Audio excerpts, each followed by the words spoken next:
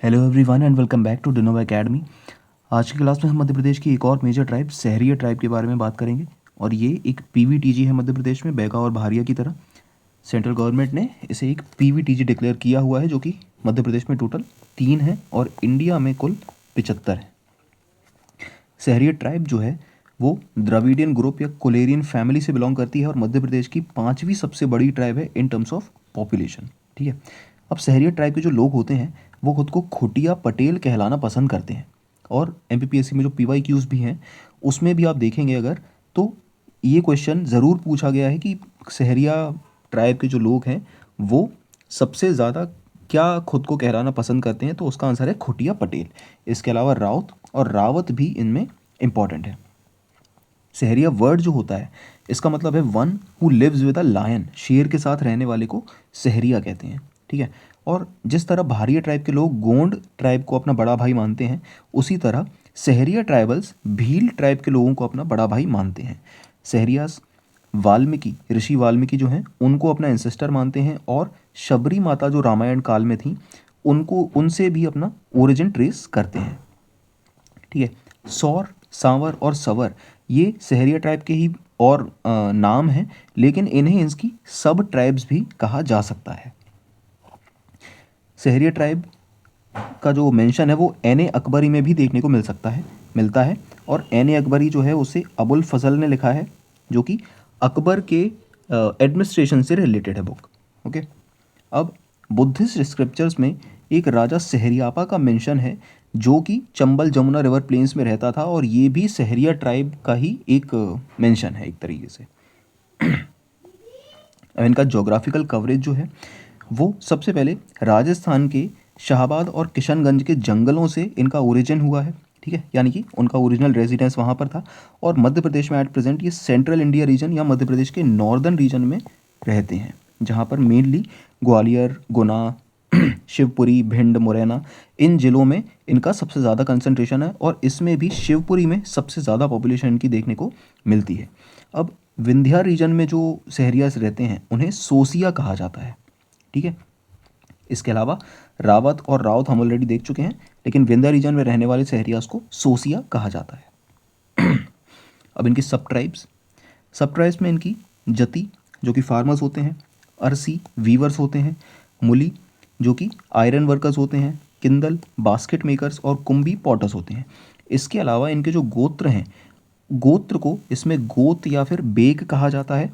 और सनौना, राजौरिया और बगौलिया इनके इम्पोर्टेंट गोत्र हैं।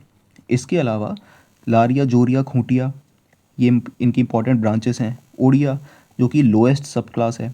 कलपीठिया और कलपीठ जो कि ऐसे सहरिया जो जगन्नाथ भगवान का रथ खींचने का काम करते थे उड़ीसा में, उन वो कलपीठ हैं, कलिपीठ। उसके अलावा नकटेले, पालिया और सनौरिया इनमें इम्पोर्टेंट गोत्र हैं। ठीक है। अब इनका सोशल स्ट्रक्चर देखते हैं।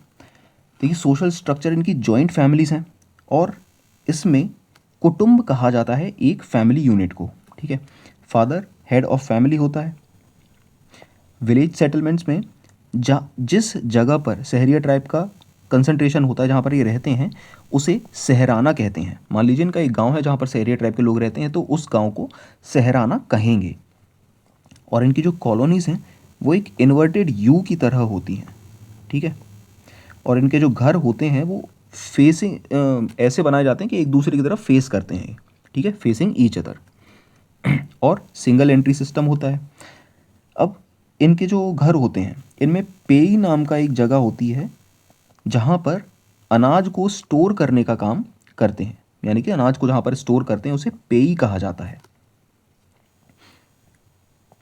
सोशल ऑर्गेनाइजेशन, इनकी जो पंचायत है उसमें सबसे इंपॉर्टेंट लोग होते हैं पटेल, जो कि हेड होता है सहराना का। और कम्युनिटी के जो भी इश्यूज होते हैं उन्हें रिजॉल्व करने का काम करता है पटेल। सेकंड पोजीशन पर आता है प्रधान, जिसकी ड्यूटी होती है पंचायत को कन्वीन करना, जजमेंट्स को डिलीवर करना, फाइन्स कलेक्ट करना।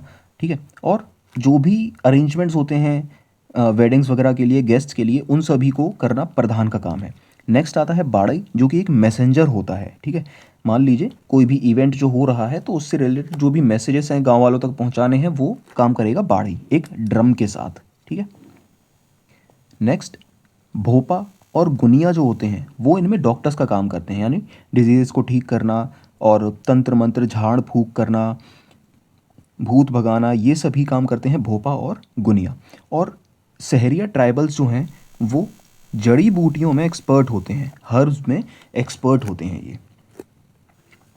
अब खाना जो इनका है, फूड है, उसमें एक चीज़ आपको अलग देखने को मिलेगी कि जितनी भी ट्राइब्स हमने अब तक पढ़ी हैं उन सभी में कोदो कुटकी कॉमन था, ठीक है।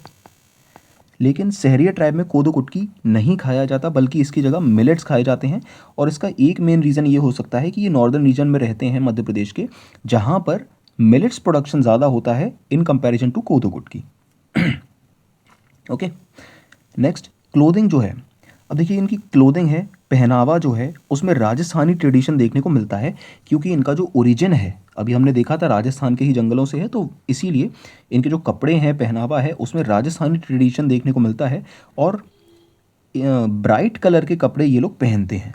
इसके अलावा ज्वेलरी भी बहुत कॉमन है मैन वुमन दोनों में ही।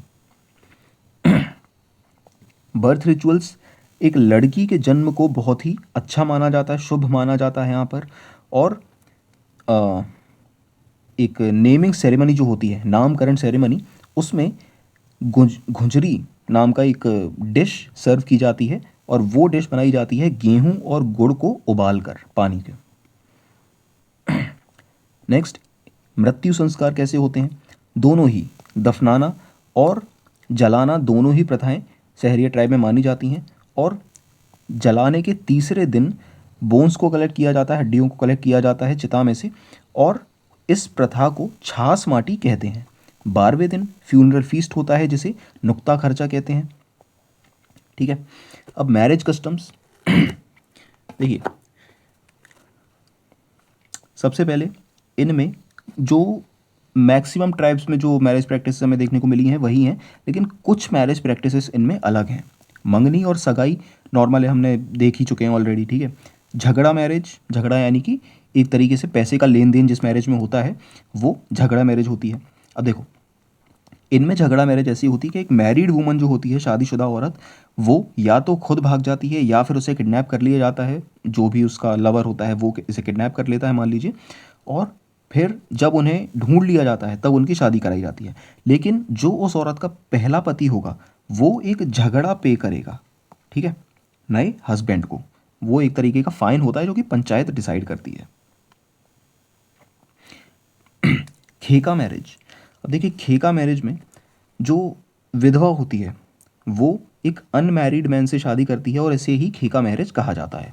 अब इसमें स्पेशल ये है कि एक लकड़ी का खंबा जो है वो बनाया जाता है आंगन में, ठीक है, और 7 राउंड्स जो होते हैं वो आदमी जो होता है वो उस खंबे के लगाता है। तो ये चीज़ इसमें एक इम्पॉर्टेंट है। झाड़ फेरा मैरिज। अब देखिए झाड़ फेरा मैरिज थोड़ी सी कॉम्प्लिकेटेड है और अनरियल लगती है। इसमें सबसे पहले तो लड़की की शादी जो है वो लड़की वाले एक जगह पक्की कर देते हैं। उसके बाद लड़की के पिताजी जो होते हैं वो रिश्ते को तोड़कर कहीं और उसकी शादी पक्की कर देते हैं। लेकिन अब क्योंकि लड़के वालों को अपनी इज्जत बचानी है तो ऐसे में वो लड़की को किडनैप करेंगे और अपने लड़के से उसकी शादी कराएंगे, ठीक है। तो इस तरीके की जो मैरिज होती है उसे झाड़ फेरा कहा जाता है।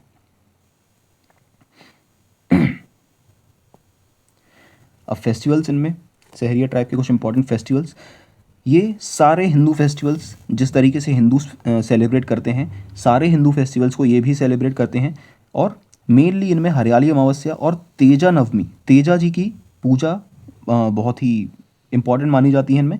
और सांप के काटे जाने से बचने के लिए तेजा नवमी, तेजा जी की पूजा की जाती है, ठीक है। इसके अलावा सभी हिंदू फेस्टिवल्स इनमें सेलिब्रेट किए जाते हैं।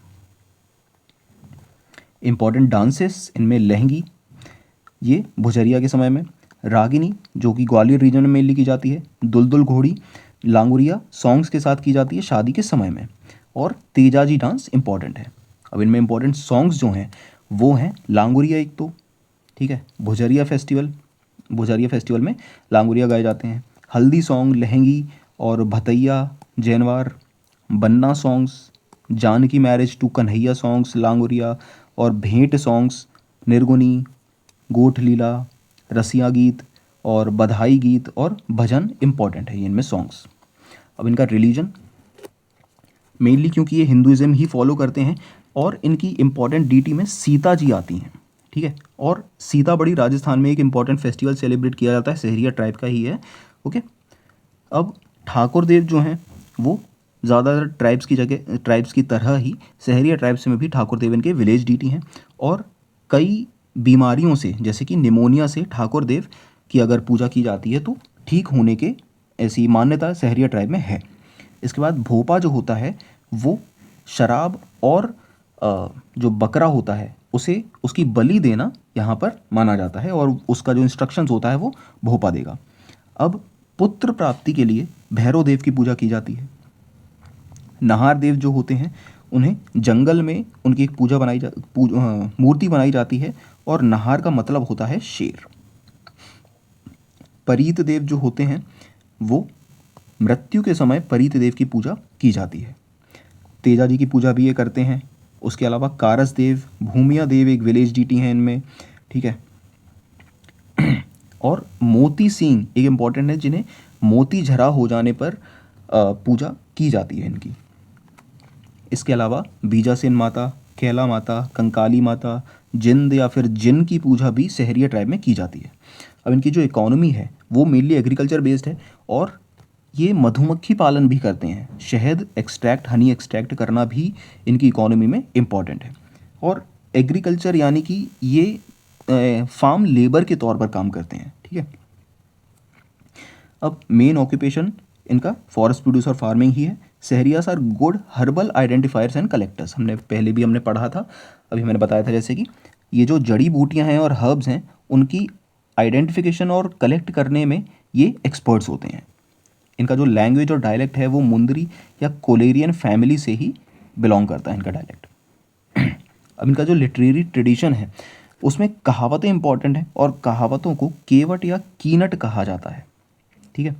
सॉन्ग्स हमने ऑलरेडी देखे हैं, गोट लीला होती है, राम जन्म और इन सभी की जो कथाएं हैं, पांडव स्टोरी है, ये सभी लिटरेरी ट्रेडिशंस में सहरिया ट्राइब में बहुत इंपॉर्टेंट है। Sahariya tribe is the world's most riddle solving tribe. पहेलियाँ इन्हें सुलझाना बहुत पसंद है। अब सहरिया ट्राइब म्यूज़ियम और कम्युनिटी रेडियो स्टेशन दोनों ही श्योपुर ज़िले में है, मध्य प्रदेश के नॉर्दर्न रीजन में, ठीक है। अब सहरिया ट्राइब में सबसे इम्पॉर्टेंट एक चीज़ और है कि मध्य प्रदेश की सहरिया ट्राइब जो है उसमें टीबी की प्रॉब्लम, ट्यूबरक्लोसिस की प्रॉब्लम बहुत ज़्यादा देखने को मिलती है, मतलब बहुत ज़्यादा ही एक्स्ट्रा देखने को मिलती है। और उसके मेन रीजंस हैं मेल न्यूट्रिशन, शराब और तम्बाकू का ज़्यादा सेवन और पुअरली वेंटिलेटेड हाउस, यानी कि बहुत सारे लोग एक ही घर में रह रहे हैं छोटे से में, तो टीबी की प्रॉब्लम जो है वो सहरिया ट्राइब में बहुत ज़्यादा देखने को मिलती है, ठीक है। सीताबड़ी मेला जो है वो कोटा ज़िले राजस्थान में होता है और ये सहरिया ट्राइब से रिलेटेड है, ठीक है। तो ये थी सहरिया ट्राइब और इसी के साथ हमारी पीवीटीजीज ख़त्म हो गई हैं और मेजर ट्राइब्स जो मध्य प्रदेश की हैं वो भी हमारी आज ख़त्म हो गई हैं। इसके अलावा अब नोमैडिक, सेमी नोमैडिक ट्राइब्स और कुछ माइनर ट्राइब्स बाकी हैं जिन्हें हम आने वाली क्लासेस में कंप्लीट कर लेंगे जल्दी ही, ओके। तो मिलते हैं अगली क्लास में, तब तक के लिए गुड बाय।